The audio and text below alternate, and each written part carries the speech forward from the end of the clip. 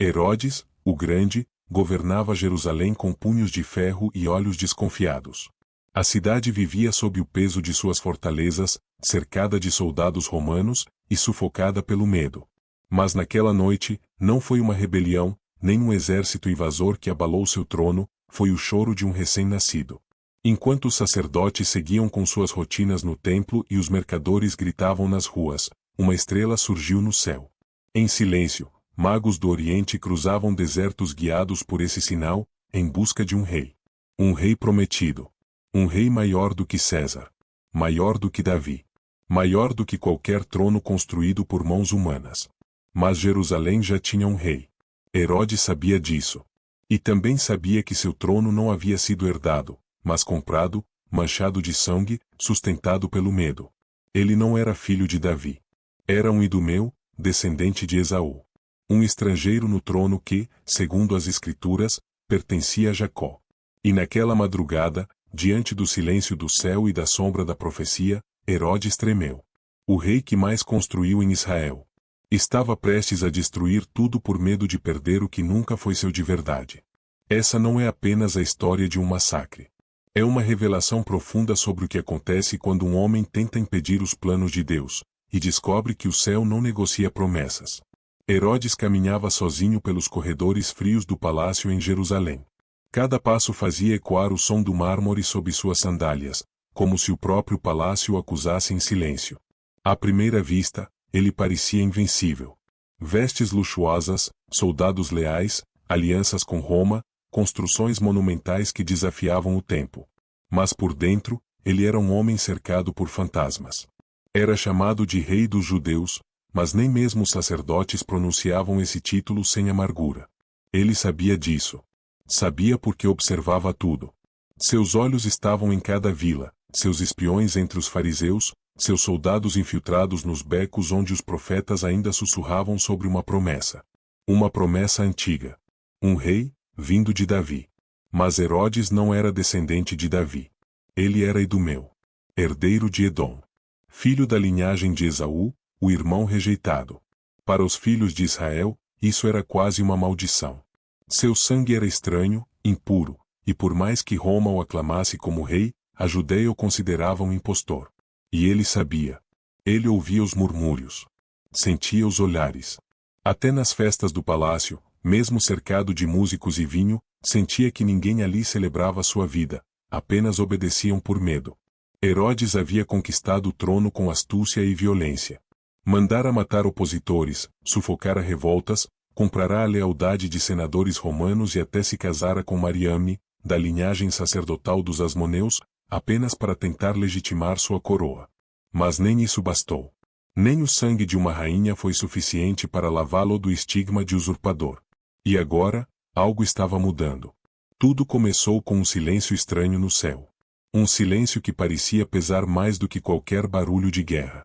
Não havia visões, nem profetas populares, nem grandes manifestações. Mas o povo continuava orando. Esperando. Os anciãos repetiam salmos. Os escribas relutavam em escrever qualquer esperança em voz alta. Era como se Israel vivesse numa pausa tensa da história, prestes a explodir. Foi então que veio a estrela. Primeiro como um ponto distante no céu oriental, discreto. Depois, como um farol. E com ela, uma caravana surgiu. Homens vindos do Oriente. Estrangeiros com trajes diferentes, rostos marcados pelo deserto, olhos firmes como quem carrega uma missão. Eles não estavam interessados em comércio, em política ou em alianças. Procuravam um rei. Não o que estava no trono, mas um que acabará de nascer. Naquele dia, Herodes acordou com o vento soprando diferente pelas janelas do palácio. Algo no ar trazia inquietação. Os guardas estavam mais tensos, os servos mais silenciosos. E então o mensageiro chegou. Homens do Oriente chegaram a Jerusalém, meu rei? Estão perguntando, onde está o recém-nascido rei dos judeus? A sala mergulhou num silêncio absoluto. Os conselheiros trocaram olhares, mas nenhum ousou se pronunciar. O coração de Herodes bateu mais rápido. Não de surpresa, mas de reconhecimento. Ele conhecia aquela profecia. Sim, ele zombava dela em público, mas em segredo, ele a temia. Desde que assumirá o trono, Mandara mapear cada linhagem de Davi, investigou vilarejos, interrogou famílias, controlou nascimentos. Qualquer notícia sobre descendentes reais era tratada como ameaça. Herodes não deixava pontas soltas. Mas ele não podia controlar os céus.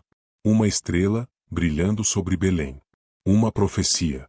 Um rei.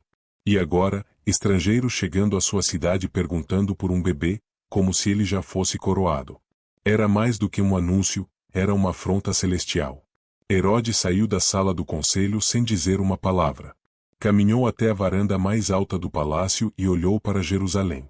A cidade parecia dormir, mas ele sabia que cada casa escondia uma opinião. Que cada sacerdote escondia uma profecia no coração. E que agora, algo estava escapando de seu controle. Ele apertou o mármore do parapeito com tanta força que seus dedos empalideceram. O que mais o assustava não era o boato em si, era o fato de que o céu estava agindo sem consultá-lo. O que um rei pode fazer quando até as estrelas o ignoram? Seu pai, Antípatro, lhe ensinara que o poder não se herda, se toma. E ele o havia tomado. Com sangue, com suor, com dor. Mas nenhum de seus feitos, nenhuma das fortalezas que ergueu, nenhum dos aquedutos ou portos que construiu, apagava a verdade que se espalhava como fogo entre o povo. Ele não era o escolhido. E agora, talvez o escolhido tivesse nascido. Naquela noite, Herodes não dormiu. Percorreu os salões do palácio como um fantasma. Em sua mente, os rostos dos reis antigos surgiam: Saul, Davi, Salomão, e agora, um bebê. Um bebê. Era isso que podia arruinar tudo? Um choro de criança em uma vila esquecida? Ele murmurava para si mesmo, como quem tenta se convencer: eu sou o rei dos judeus, eu sou o rei, mas o céu não respondia.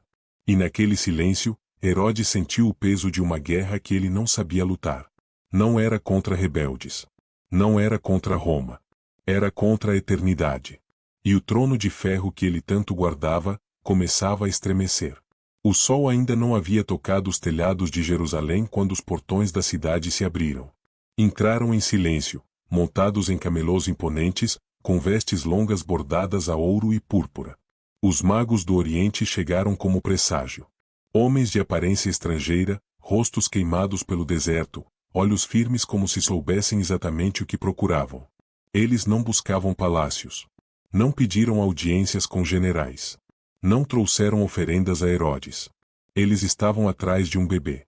E não era qualquer bebê. Pararam no centro da cidade, no meio da praça principal. E diante da multidão confusa, perguntaram em voz alta: onde está o recém-nascido rei dos judeus? Vimos a sua estrela no Oriente e viemos adorá-lo. O silêncio caiu como uma lâmina. Comerciantes congelaram. Mães puxaram os filhos para perto.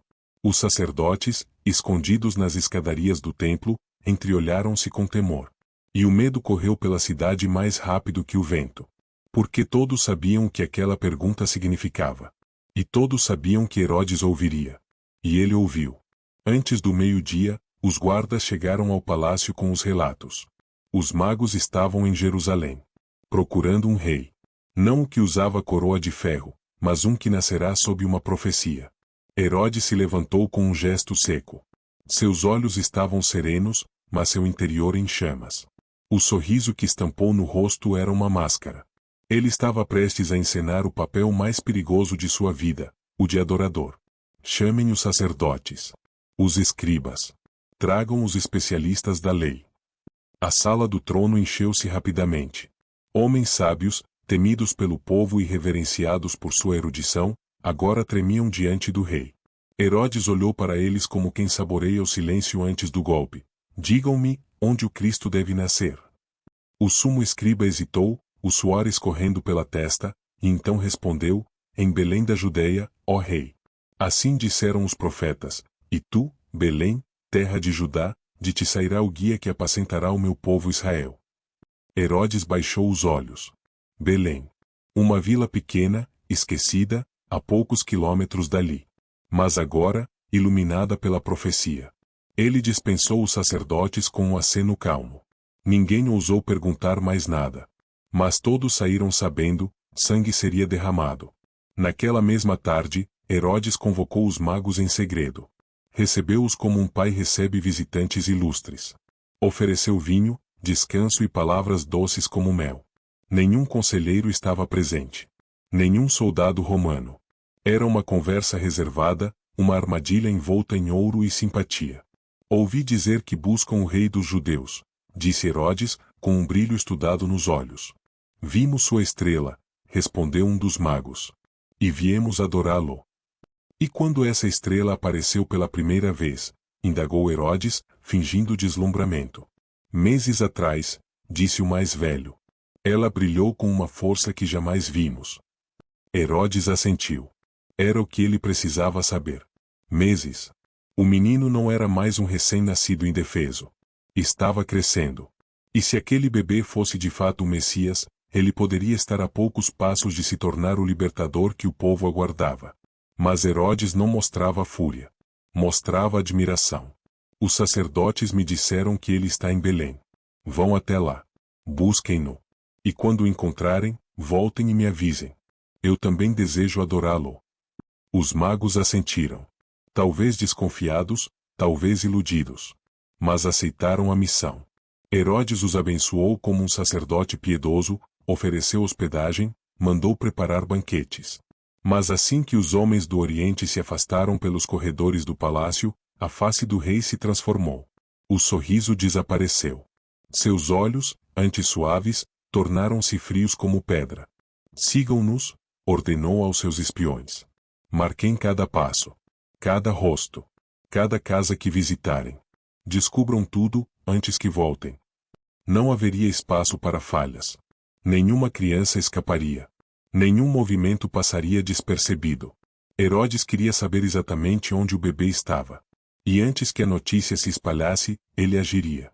Naquela noite, o rei ficou só em sua sala. Diante dele, os mapas da Judeia, as genealogias de Davi, os registros dos sacerdotes. As tochas lançavam sombras distorcidas nas paredes, como presságios de algo terrível. Herodes passou os dedos sobre a lâmina que trazia à cintura. Não era apenas uma arma. Era um lembrete, o trono dele havia sido conquistado com sangue. E se preciso fosse, seria protegido com ainda mais sangue. Ele olhou pela janela. A estrela ainda brilhava no céu. Não tremia. Não se escondia. Estava ali, firme. Brilhando sobre Belém. E Herodes, sentado no trono de um povo que não o aceitava, sussurrou para si mesmo: se o céu declarou guerra, então que venha a última batalha. A noite caiu sobre Jerusalém como um véu espesso.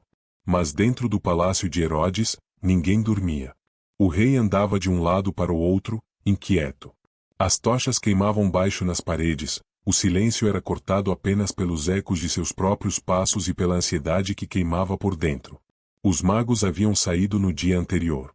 Herodes esperava que voltassem com um nome, um endereço, uma criança. Mas o tempo passava, e nenhum som vinha dos corredores. Os espiões também estavam mudos. O rei roía a alma em silêncio. Foi ao amanhecer que um guarda entrou às pressas. O rosto pálido, os olhos arregalados. Eles se foram, meu rei, quem? Os magos. Partiram durante a madrugada. Ninguém os viu sair. Herodes sentou-se lentamente. O mundo parecia girar. Eles o enganaram. Aqueles homens que ele alimentou, hospedou, tratou como embaixadores, haviam desaparecido. Levaram consigo o segredo. A estrela brilhou, o menino nasceu, e agora, ele estava sem controle. O punho do rei desceu com força sobre o braço do trono. A madeira estalou. O rugido de sua fúria ecoou pelos salões. Herodes tinha sido enganado. Traído. Vencido. E o pior, por uma força que não podia alcançar. Mas ele ainda tinha um plano. Não precisava do nome. Não precisava da casa.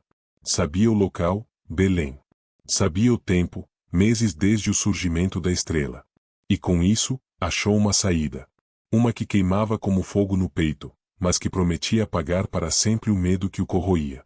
Naquela manhã, seus homens mais leais foram chamados. Não soldados comuns.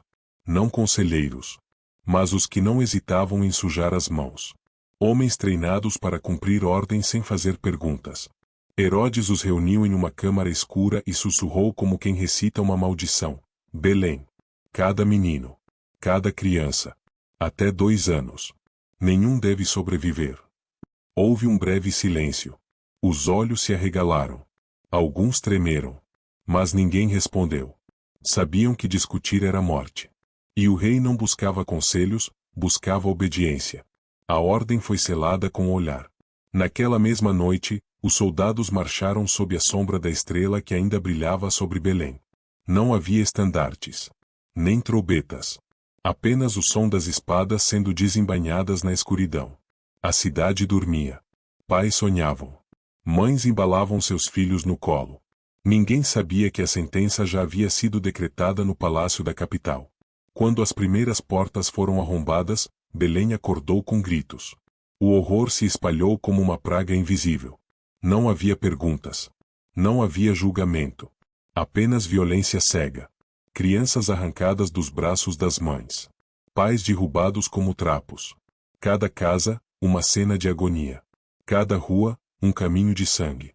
Belém, a vila da promessa, se tornou um vale de lágrimas. As mulheres gritavam.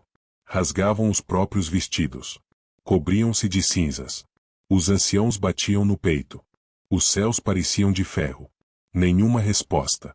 Nenhuma intervenção. O céu estava calado. Mas não estava ausente. No meio do caos, uma família havia partido na madrugada anterior.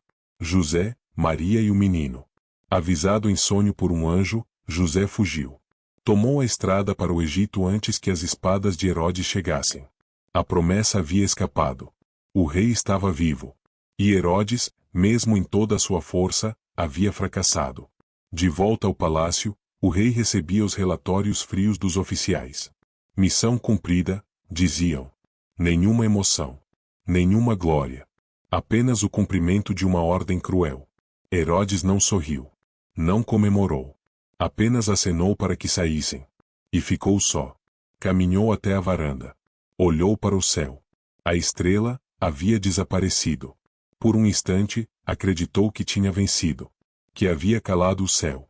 Que estava seguro novamente. Mas algo dentro dele dizia o contrário.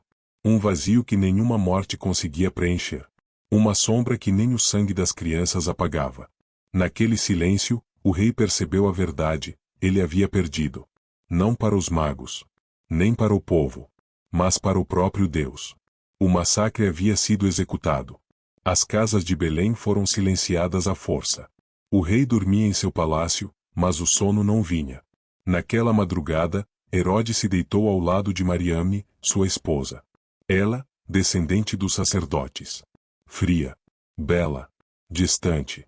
Não disse uma palavra. Não perguntou sobre o massacre. Não tocou nele. Apenas olhou, por um breve instante, com a frieza das muralhas que ele mesmo mandara construir, e virou o rosto. Herodes entendeu. O trono que ele havia defendido com sangue, não era amado nem mesmo dentro da própria casa. Os dias que seguiram foram cheios de silêncio. As portas do palácio permaneciam fechadas. Nenhum mensageiro era recebido. Nenhuma celebração ocorria. Nenhum embaixador era atendido. O rei estava lá dentro, mas não era mais o mesmo. Foi então que a dor começou. Primeiro um incômodo no abdômen. Depois, febres intermitentes. A pele escurecia em manchas estranhas. As juntas doíam. A respiração falhava. Herodes, antes imponente, passou a mancar pelos corredores, apoiando-se nas colunas para não cair. Mas não admitia a fraqueza. Mandava executar servos que ousavam demonstrar compaixão.